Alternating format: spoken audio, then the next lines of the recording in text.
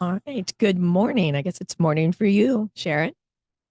It certainly is morning. The birds are singing, the Nice. sunshine is out, and it's autumn here. I know you call it the fall, we call it autumn, and it's the best time of year. I like, well, first of all, I agree with that. I do love me some fall, and I like autumn because it just sounds nicer. Sounds Yeah, nicer. I But think it I'm comes in from lovely Michigan where it's spring, yet it's snowing. So go figure. spring because you're north. Hmm. Yeah, yeah. So it's still pretty cold out there in the northern parts of the states, huh? Yeah, it's how we roll. Mm. Yeah, but that's all right. It's all. So, and it's good for breathing. So, hey, well, for people like me Yeah. that have airway issues, the cold is great for breathing. So, Well, the cold, as long as it's not too cold, will shrink some of those tissues in the nose and open up the nose. there you go. There you go. Hey. All right, well, let's jump in. And I'll go ahead and show this. We'll put a link to it in our show notes. Oops, put it all the way up there for you. The Sleep Right Kids is an amazing book. And in fact, in April, this is our giveaway for parents. So parents, stay tuned for that on Instagram. That'll be a great book if you haven't already read it.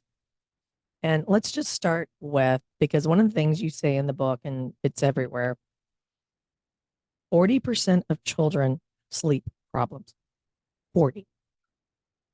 Just right there, that alone as a parent gives me such pause. So,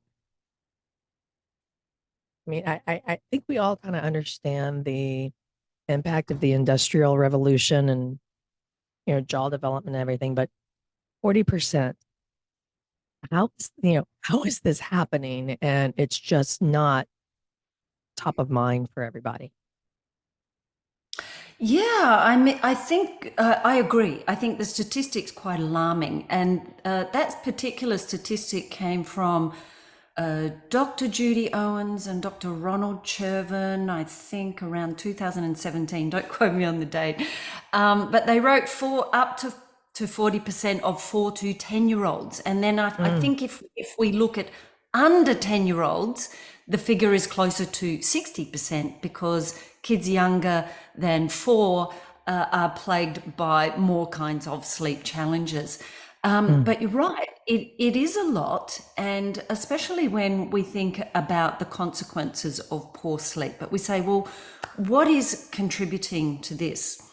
And when I wrote Sleep Wreck Kids, I thought long and hard about how do we help parents understand or start to understand, you know, uh, what is a normal, what is a so-called normal sleep phase or a normal sleep problem, and when is it an issue that we can actually do something about?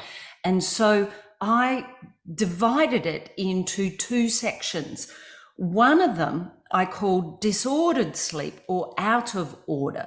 And the reason that I used that terminology was because when I was chatting to parents in the clinic, that's what seemed to make sense to them. But really, it's referring to that area of sleep health practices. We say, well, what's that? What Right. are What sleep is that? health practices? Yeah.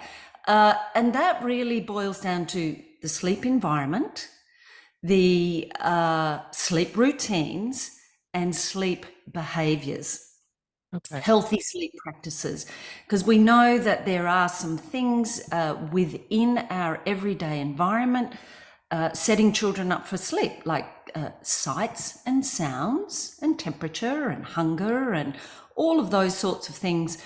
Even sensory issues like how pajamas feel, they can all Mm, have an impact on how children, well, the signals in the brain that help children start to fall asleep.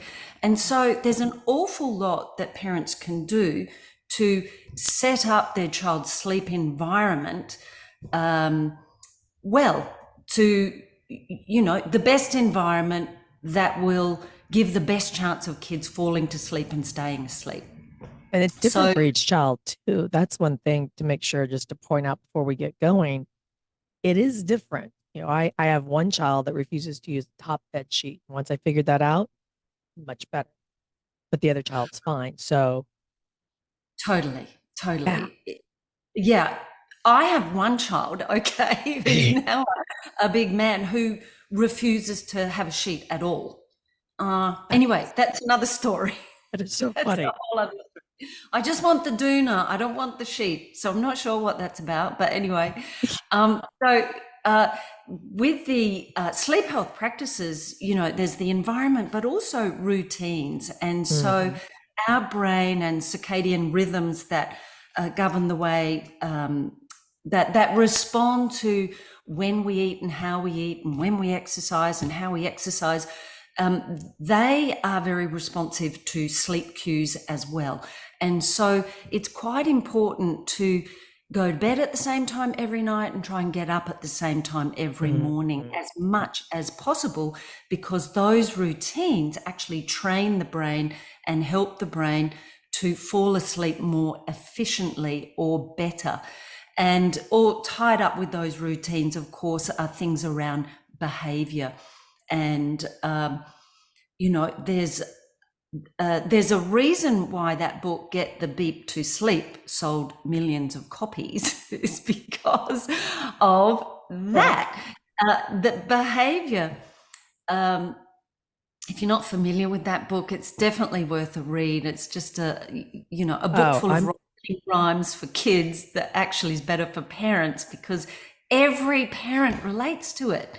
and You I'm gonna know, put the link in here, the version where Samuel L. Jackson reads it because it's beautiful. I'm putting that link in here. I don't know if I've You've got heard that to. version Oh, yet. I'll send you the link. Oh, it's awesome. So the environment and behaviors and the routines, they all fall under that banner of sleep health practices.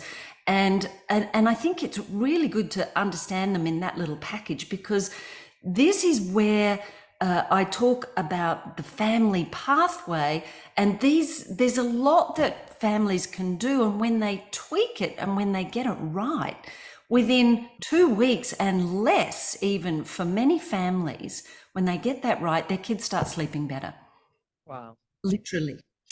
So, I guess in the clinic,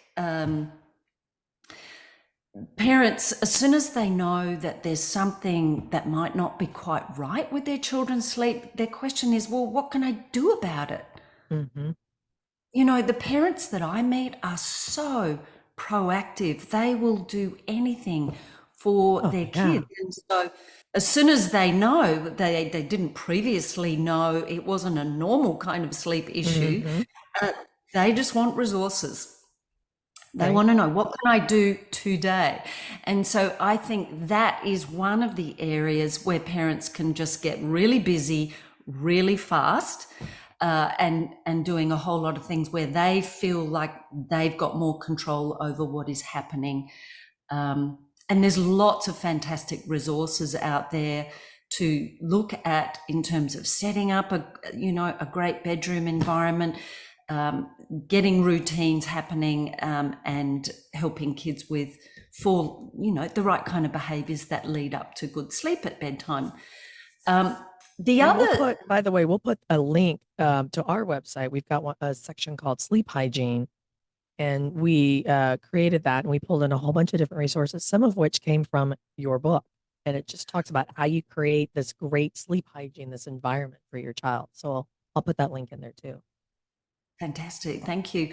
There's a wonderful behavioural paediatrician called Dr. Harriet Hiscock, and she's based in Melbourne, Australia, and she's written some fantastic books that help kids who aren't able to respond to what we call the usual cues. So if parents have challenges in terms of setting up the environment and behavior and routines, but they're still struggling with some of those simple instructions, these books are amazing and give very detailed but fun ways of instructing families and kids on how to get there.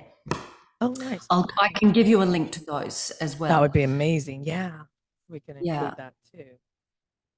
So, of course, there's lots of lifestyle factors and health factors that can also interfere with sleep. But then on I talked about the the two parts of Mhm. this framework.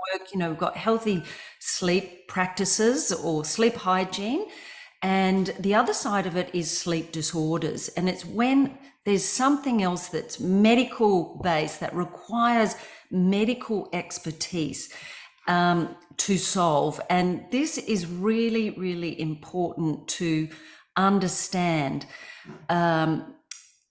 you know, and this is where we need screening tools. All right. Mhm. This is why the more I learned about sleep medicine over the years, that I felt, even though I'm a speech pathologist, and you think speech, sleep, what have they got to do with each other? A lot, A actually. lot. Yeah. They have a lot, but it's not a natural connection. So when parents come to see me in the clinic with a thumb sucking issue or a speech issue or one of many different kind of issues, they're sometimes a bit taken aback. Well, why are you asking me these questions about sleep?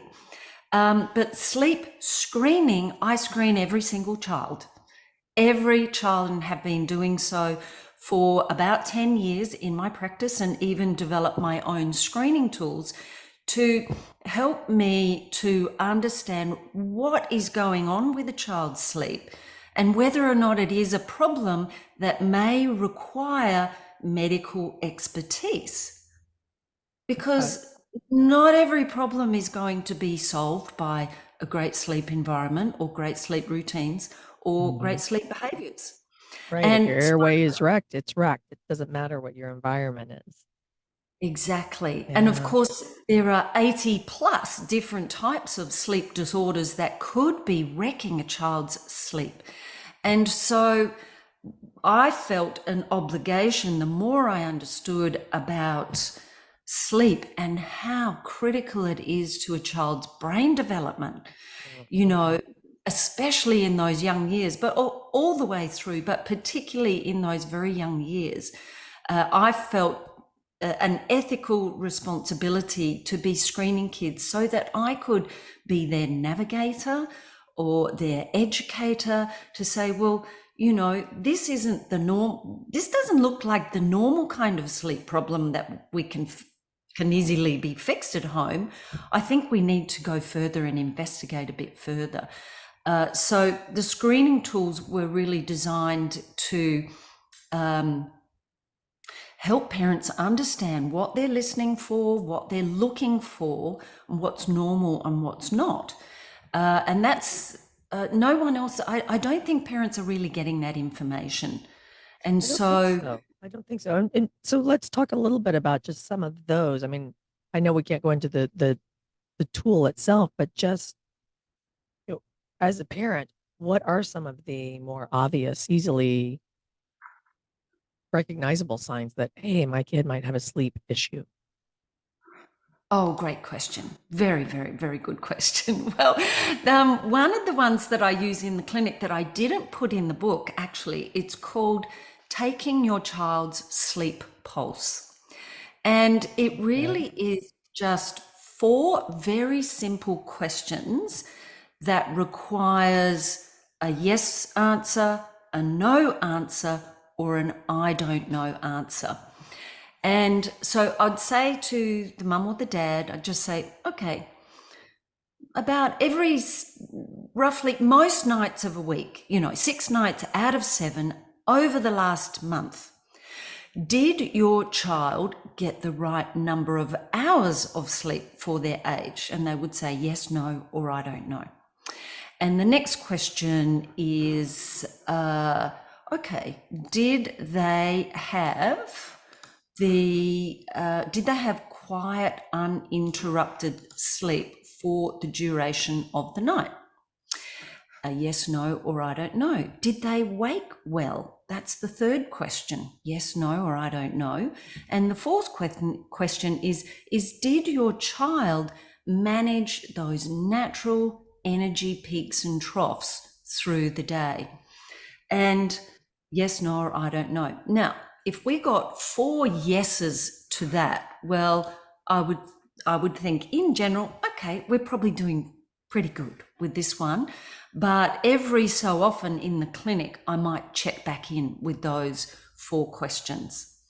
And the one of the reasons that I like it is because it helps parents to understand what are the key points we're looking for. You know, are they getting the right number of hours?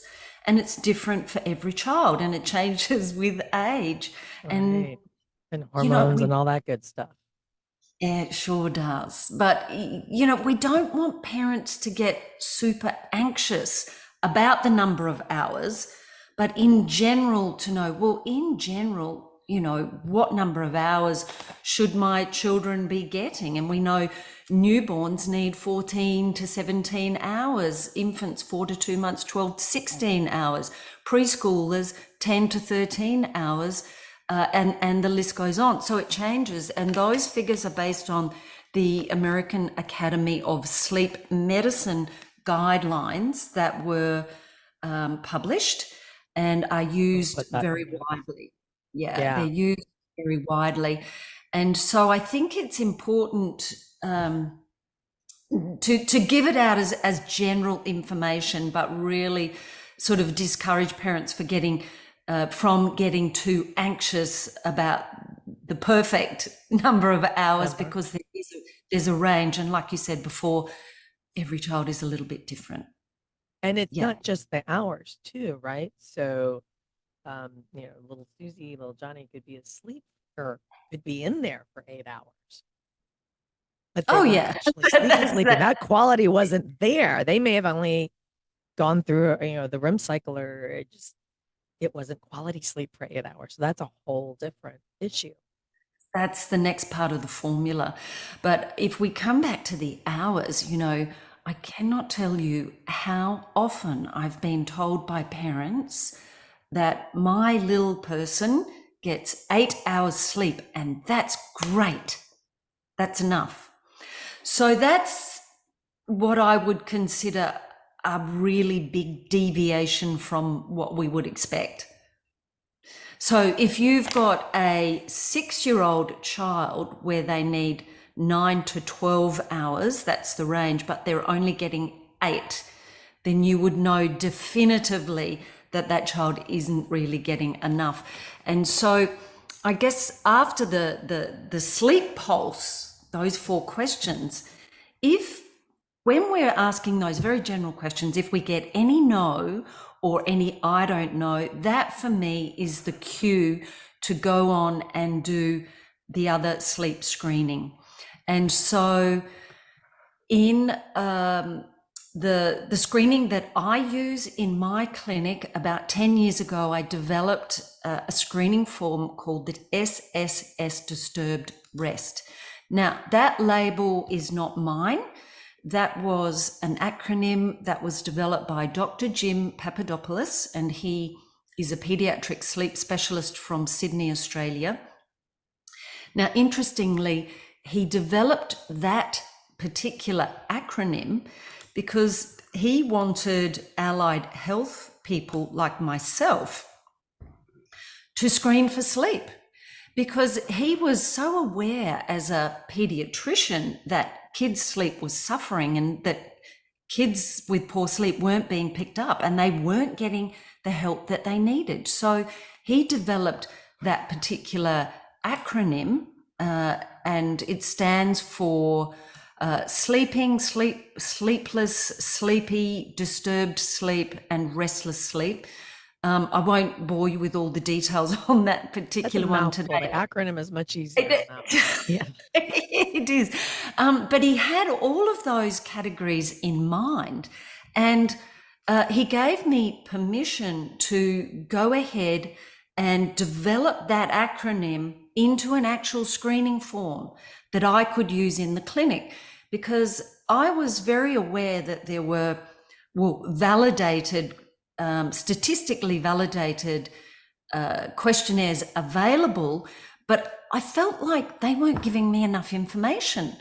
So I wanted a screening tool that gave me a lot more information, which is why I developed this particular tool.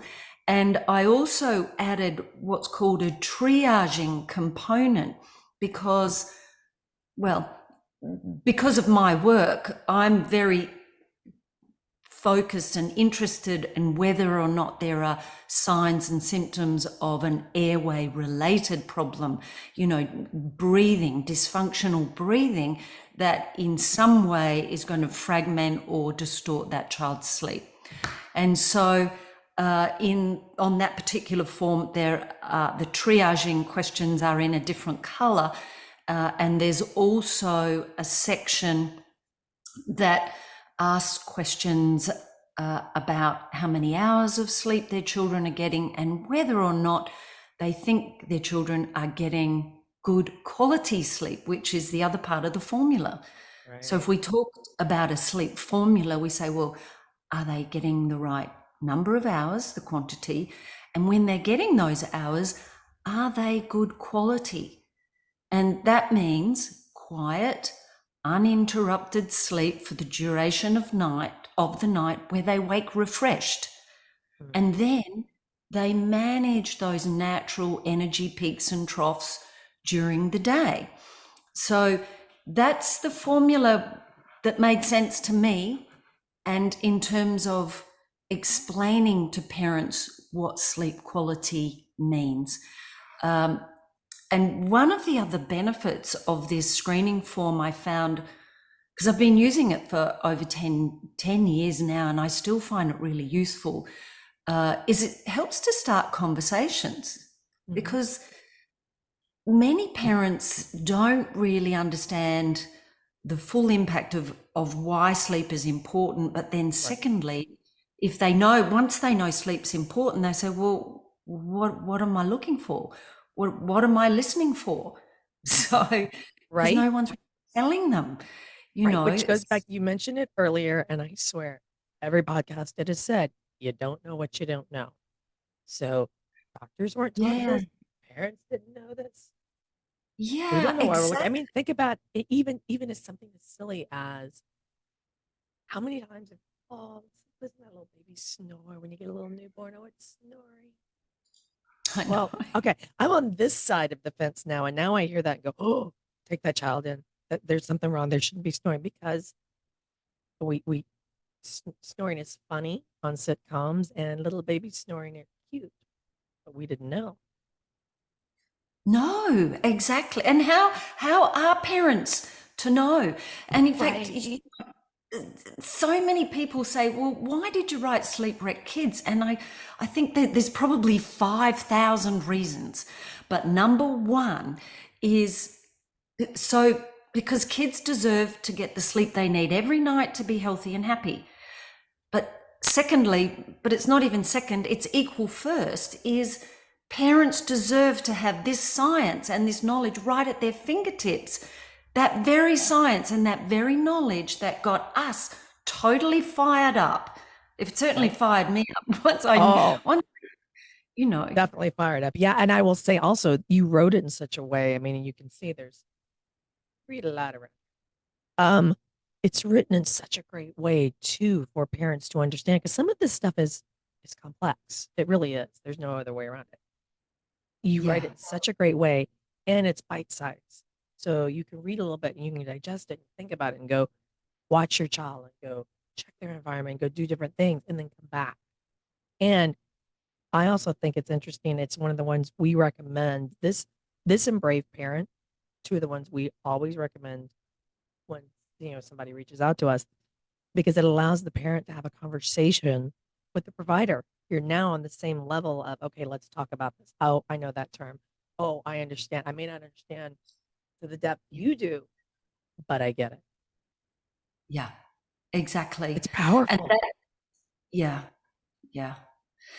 Um, I think, like there are so many reasons for writing the book. And I think one of the hardest things to do with complex areas is, how do we distill this in a way that is comprehensible to ourselves, Hmm.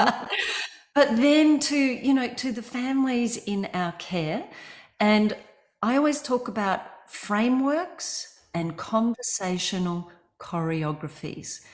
And I also really, I think there's great power in visual resources. So if you've ever seen me present, then you will see that I use graphics to tell the story Yes. a lot. Mhm. And while someone might use 30 graphics, I'll use 90. And I know that's completely over the top. I agree. However, and I'm not defending, well, kind of, maybe I am defending myself anyway. Now, you But be extra with your slides because I've seen you present and you, if you told me there were 90 slides, I couldn't have told you that because there's so much there. It goes by so fast as well. So, well, I think particularly for parents, and if we understand the way humans in general learn, we need to be able to provide the frameworks and the resources and the concepts in a way that's very impactful, not just impactful, but that gets an emotional response, that creates an inspirational moment, that creates that aha moment where they go, mhm. oh, I get it now. It's Okay, now relatable I too. understand. Yeah. Hmm. And so at my most recent presentation in New Orleans, I presented the what I call the three-step decision-making roadmap that I've been using in my clinic for about 10 years because it made sense to me. It helped me understand, what do I do first? And it's literally three circles, three bubbles that intersect. Hmm. So, And in the orange bubble on top, it's screening. And it goes through, there are three parts of that screening, and it's simply what I do in my clinic. And for every clinic, it will be a little bit different and it will be appropriate to the clinic that that family is attending. But in my clinic, it's the sleep pulse. Then we do the symptom based questionnaire, the SSS disturbed rest, and then if there are indications, significant indications, I will then go on to do validated questionnaires with the statistics. And it might seem like overkill, but honestly, for a clinician like me, if I want to then encourage a parent to go to a pediatric sleep physician or an ear, nose, and throat doctor or a gastroenterologist or whoever, I want them to be able to take that information with them and say, here, this mhm. is what we found. This is what we found. Okay. And I think those visual resources are very helpful for the practitioners because Oh, we yeah. also have to remember they're on catch up as well. Right. They're still learning. Hmm. All of us are still learning. Right. And there's still so much we all still don't know. Hmm. So in this bubble we've got the screening at the top, and then there's a bubble that goes to the right and a bubble that goes to the left. The right hand one is purple and it's called the patient pathway or the family pathway, and this is where straight after screening we can say to the parents, this is what you can do at home right now. Okay. And then the left hand side is if that screening has given us cause to think from triage that, oh, there's some things here that really need some medical expertise or some dental expertise or another allied health type of expertise, that's the pink bubble on the left hand side. And there's no particular order.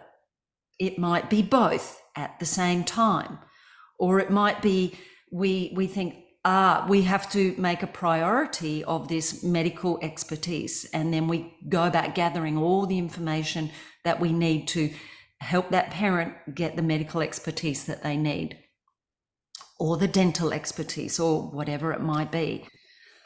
So this is something that has really helped me in my clinical frame of mind, and I know that it helps parents in my care as well. And it's Hmm. also helped to write about it. So one of the other things, because sleep disordered breathing is the primary clinical focus for Mm-hmm. me, because I work on the parts of the airway that can interfere with breathing, or what we call functional breathing. And so from the screening forms, I've developed a poster actually that corresponds directly to that screening form. And the more I looked at all the different parts of it, and because I'm a great fan of Dr. McCarty's work, because We love him. yeah, I was analyzing it, and I realized that this particular screening rubric corresponds directly to at least 4 out of the 5 reasons to To treat treat. Mm-hmm. Which we'll put a snoring. link to that. If people haven't seen that, I'll put a link to his podcast and Yeah, blog that goes with it. yeah. And so I was really excited when I saw that congruency, and it really made sense. And also with the way Dr. McCarty talks about those 5 reasons to treat, and how there are practitioners all over the world that are discovering things and developing their ways of discovering this in their patients, is that it does boil down to these 5 reasons to treat, which I think is a fantastic rubric to Mm-hmm. work with. So of those 5, in my screening form, it shows it unravels whether there's snoring or any kind of noisy breathing, the sleep experience, the wake experience, and also comorbidities. Mm-hmm. Um, the other factor that Dr. McCarty talks about is the risk factors, and those will come out in my initial initial consultation in talking to parents. So I was pretty chuffed and pretty excited to see that congruency was Yeah. there. So thank you, Dr. McCarty. Yeah. Fantastic And before you, rubric. so for anybody, and that's one of the things I have to say I love about this podcast is because one, we're just getting the information out there, and we are so passionate. Everybody that comes, we, for lack of a better pun or term, just eat and breathe and sleep this. It's who we are now. Because once you know, you know. But to be able to see this sharing of knowledge and hear y'all talk about, oh, well, I got this from McIntosh, I got this from McCarty, I got this from Owens. It's just amazing. But um, this is his book, by the way, if anybody hasn't. It is a wonderful, wonderful book. He has a podcast as well. Season 2 is just now out. And he um, co-developed a trifold that's in our CAF store, which we'll put a link to. Not for you parents, sorry. That's actually for clinicians. And it's supposed to help guide this conversation, which is exactly what you're talking about. You could pull up next to a patient, open this and say, okay, here are the 5 reasons. Let's look at where you are and decide if these apply to you. I mean, it's a wonderful tool. It's a very different approach. So I love that. It's patient-centered. It is. It really is. It empowers the patients. It's in the name of the book. It's right there. Yeah. Yeah, yeah, yeah. It's a fabulous thing. So okay. So we know that um well I guess one of the things I want to touch on is because you mentioned these allied professionals. And I've heard you speak of this, and I do think it was in the book as well. You have said that there are, more than 20 specialists that parents that could be involved in this process. And maybe it's because when I read your book, it was when I first started with CAF. So it's been a while, but 20, that's a lot. And as a parent, how would you know? So but maybe we talk about a little bit about who some of these allied professionals are and how they all work together to help create this, I don't know, I guess just kind of overall approach to helping a child. Yeah, yeah, who are the I think who would be the most common ones? And I think that if we're working with those sleep health practices that we were Mhm. talking about, you might end up working with a psychologist and doing a version of cognitive therapy for insomnia. So it could be, working with a pediatric psychologist who's very well trained in that area, and there are a number of them, and they're very, very good. And there's also behavioural pediatricians like Dr. Owens and like Dr. Hiscock, who I mentioned, who this is what they've been doing for decades, who can provide that kind of assistance. For some families where there's, some people might even need a sleep health nurse to come into the home, like a sleep coach, and help them set up those environment, behaviour and routines. And in fact, when I wrote Sleep Wreck Kids, I always thought of it as a bit of an introductory text. And it was in my head that really every single one of those other doctors or allied health people or even interior designers even needs to write a book as well on the back of this, because it is such a big, complex area. Anyway, I'm digressing again. Sorry. No, you're not, but it is huge. We were joking earlier about, let's just throw it all out there. Well, how many hours do we have? Because there's just so much to it. Absolutely, absolutely. But in my clinic, okay, who would I be most likely to refer a child to? I would say ear, nose and throat, respiratory physician, because much of my caseload has issues with function and how things are working in the upper airway. And so the clinical issues that I'm dealing with are a little bit more to do with sleep disordered breathing, although my screening might sort of identify something else different going on. But then I would refer to a pediatric sleep specialist if I think that is required, a gastroenterologist, a neurologist. And it's not me making that referral directly. I would talk to the GP or write to the general practitioner and say, this is what I think I'm seeing. Could you please assist with a referral to such and such a specialist? And with many of these kids, I often end up being the navigator, actually. That's what I feel like. My role is navigator. Yeah. And also I've heard you say that before. Yeah. Yeah, because parents don't understand. Suddenly they can get very overwhelmed if you're saying, well, I want you to go to such and such a specialist. And say, well, why? Why? Well, let's nut this one out. And sometimes it takes them a little while to understand why. And it's scary. And just to throw that, it is scary as a parent. Hi, here's your tiny person that's 3 or 4 years old, and we're telling you to go see a GP.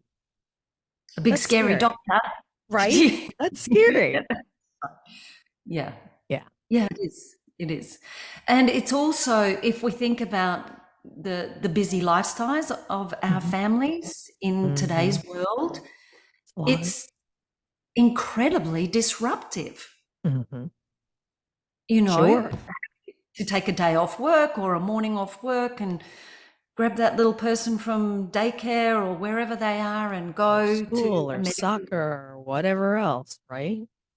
Exactly. So there are all sorts of confounding factors. And I have to say, for myself as an allied health practitioner, I have never made those sort of recommendations lightly. I think about it very, very carefully and spend as long as it takes in conversations and also watching and observing, because, what might look like an airway problem 1 week, you're going to watch over a number of weeks and see, well, is it still the same? Or has it changed? Because there are some things that I can give parents to do, for example, in my clinic, to clear their nose, which is a very common reason actually for disrupted breathing during sleep. Sure. And it's pretty simple in some cases to solve that issue. So, and one of the other things is, which you will see on the new website that I'm developing, is something called Airway Fitness. Is how do we develop or optimize the way this airway system works. It's the simplest way I can put it. And they are literally fitness exercises for the mouth, face, and throat. Hmm. And, mouth and face, everyone knows mouth, face, nose, okay? Because we can see You them. can see them. Yeah. I'd say one of the most popular posters or visuals that I give parents in the clinic is this poster of the airway. And because suddenly they can see there's a whole lot of airway back there that we can't see, the back of the airway, which Hmm. in fact is critical. It's critical to airway health. And Hmm. often when parents see it, they go, oh, I didn't realize it was so long. It's Oh, wild. And as somebody that's been scoped, I don't even know how many times I've been scoped because it happens all the time. That's and wild. It is wild. This is actually connected here, and they go up, and they go down, and then you start to past your vocal cords, and but wait, it keeps going, and you don't and not know. only, yeah, totally. When And you're in not only biology in high school, it's like, oh, it's your windpipe. That's it. You're done. and, No. and the esophagus, and you don't understand that there's actually a joint pipe there for a Right. They're two segment. and they're side by side. It's not the same There pipe. too, Mhm. it is the same pipe from the But there's back of the nose to the esophageal sphincter. So but it the does, air yeah. pipe and the food pipe is the same pipe, and that's where some of those problems start, and then they split. Yeah, they go, yep. Air pipe front, food pipe at the back. So, and it all needs to be working properly. Hmm. And the same muscles that control how we swallow safely are the exact same 26 muscles that splint the airway open in the opposite direction to swallowing. Mm. So I don't want to get too much into like clinical tin tacks here because I think it's probably a different But kind I of like it. conversation. But yeah. Yeah. It's Um, fascinating. I mean, it really is when you get into it and you see it, it's so complex, but it's just fascinating. it is, yeah, and I'm in the middle of developing a brain map that can Mm. show all of those complexities within that simple framework that I was talking about earlier. Because again, I'll keep coming back to this is that I think one of the things that parents in my clinic and that I've seen over the years is they respond to pictures, they respond to visual resources. Yes. And Mhm. I didn't mention this yet, but in the sleep screening, when we're really starting to drill down into, how is the breathing? How is the breathing in the day? How is in the breathing at night? Well, I get parents to do the snore lab recordings and little videos Mm. and photos because we capture a baseline that is typical, a snapshot that is typical of that child's sleep. And it's a little bit of an imposition. I must say, parents don't always find it easy to do this. And sometimes they think you want them to stay up all night to take these recordings. Oh, please never do that. No, no, it doesn't take a Never, lot. I'm never, going to never. sleep for what, half an hour, maybe, then go in there. Don't have to like surprise them at 2 a.m. We're not asking for that. No, no, it really is a snapshot. And so I would ask them if there is sleep with young children, usually there is sleep after their little ones go to sleep, just grab a snapshot then. And then if you're up before them, grab a snapshot then if you Mm. can. And I think it's very revealing to many, many parents when they start taking these recordings themselves as well. Mm.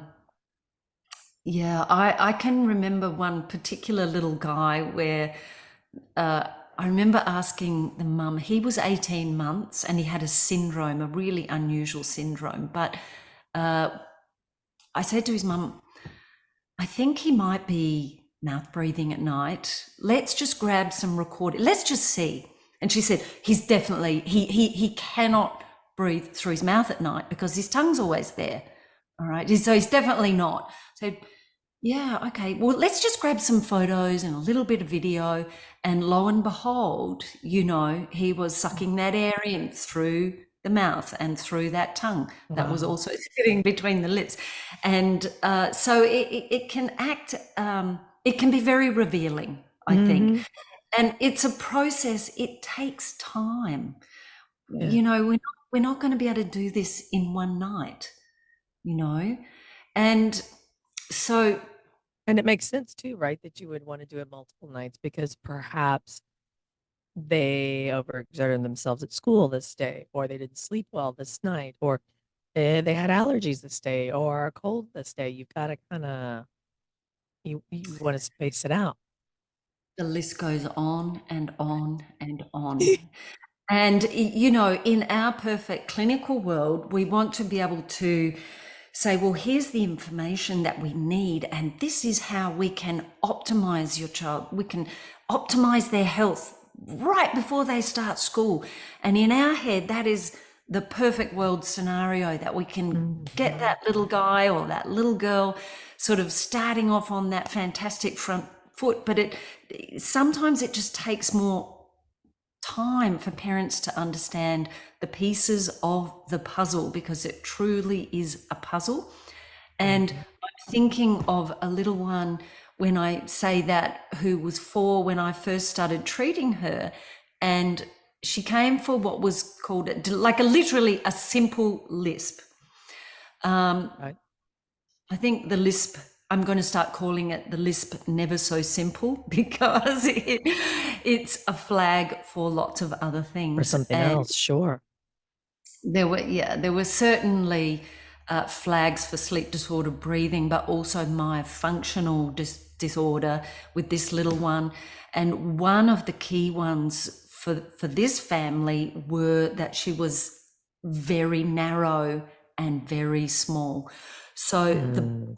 parts in the front of the airways here, the jaws and the nose were teeny tiny, and there was literally not enough room for the tongue. But this That was 3 foot very cage, right? From Dr. 6 foot Liao. target, 3 foot 3 foot cage. cage. Yep. Yeah, it's such a great metaphor, isn't it? It is. Yeah, It really, and it puts yeah. it in perspective too, because you don't realize it's because some people are just petite or they're small boned or blah blah. But when you have a 3 foot cage, it has nothing to do with that. It's completely different. Well, 3 foot cage with 6 foot tongue doesn't kind of Doesn't match work. up. Yeah, So, that's why it's just such a great visual. Yeah. Hmm. yeah, yeah. And so, but it literally took 2.5 years. Wow. So, you know, we can provide information to the parents. And one of the confounding things when we were working on chewing and swallowing and breathing as a package to support the changes in speech, and we were working on speech as well, because the tongue is such an adaptable, flexible part of the body, there were parts of the program, the speech correction program, that this little one could get right. So it seemed like she could get it Um, right. In the very initial stages, she could produce the speech sound correctly. But what never ever happened was this next stages where that speech sound was able to be produced at speed within a normal context of conversation, which is where it matters, right? right. Right. Here I'm sort of alluding to the different phases of therapy that we need to go through to literally correct that speech so that it's correct in everyday life. All right. So we were at the foundation stage. That's stage 1 of 4 key phases. And the parents were determined that if she could get that stage 1, that she should be able to get stage 4. And unfortunately, it doesn't always, it It always worked almost that way. never works that way. And so they they kept going on their own at home with this poor little kid, trying to get to conversational level and never got there. And they eventually they came back, and we revisited the concept. Well, I'm really not confident that she has quite enough room in there for that tongue to move. And there were also at that point signs, more visible signs of sleep disorder breathing. And so at that point, they agreed to go to the dentist for some guided growth strategies. So just to help to make a bit more room for Yeah. that tongue to do what it needed to do, and also to open things up for breathing at night. So, And this is where I would like to insert the little caveat. We're talking about growing the face, expanding. We're not talking about pulling out teeth and retractive orthodontics. Just to put that out there, that is not what we're talking well, I think this example, this case example, is a really good one, in fact, to illustrate that example. So, if we have this little girl and she's already very narrow and there's not about. enough room for the tongue, and her secondary teeth have come in and everything's a bit topsy turvy and Sure. higgledy piggledy, and Love that phrase. the crooked teeth thing that shows us there's probably not enough room in the jaws. Well, what would happen if we make that space smaller?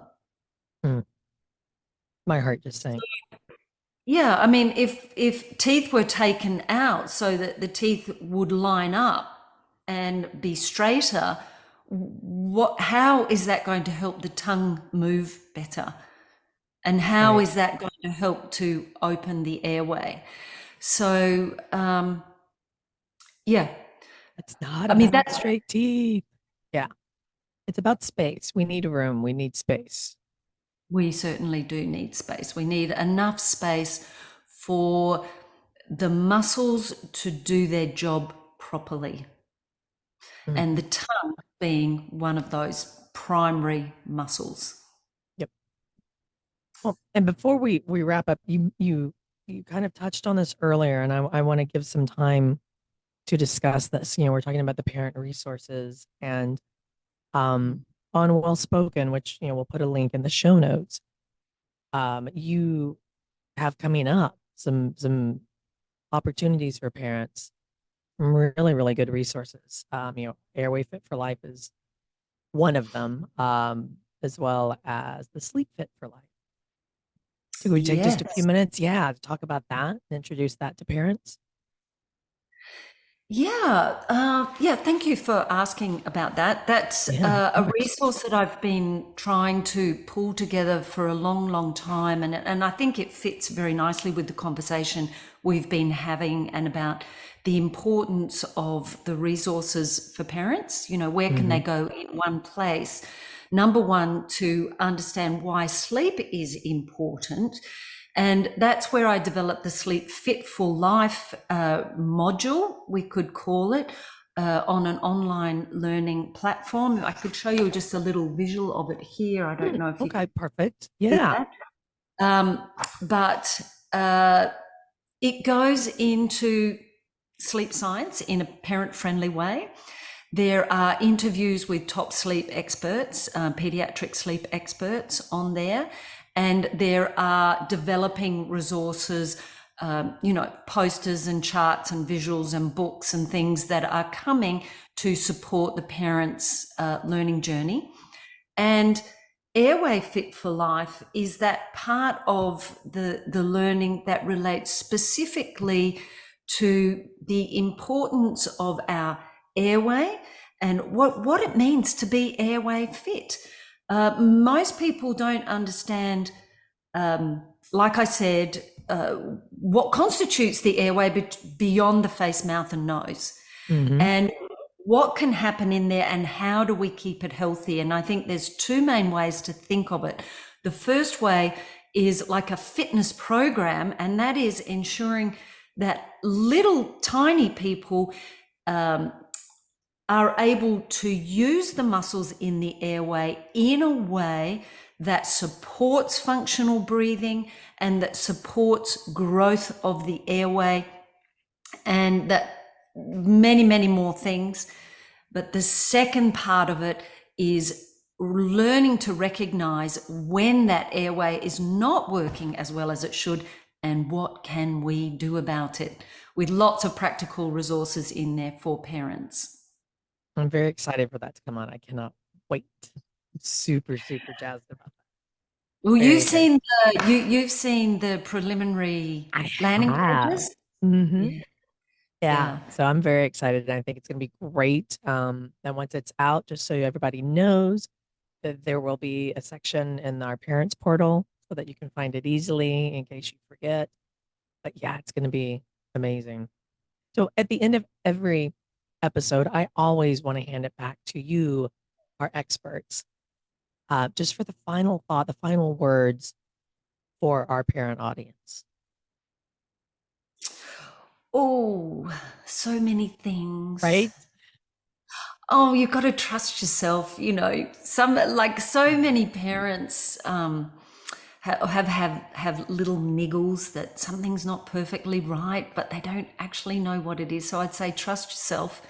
But I think there is a story. Do I have time to tell a little tiny story? Yeah, Yeah. absolutely. Because I think it's very, very relevant to sleep, but also kids' sleep health, but also sleep disorder breathing in particular.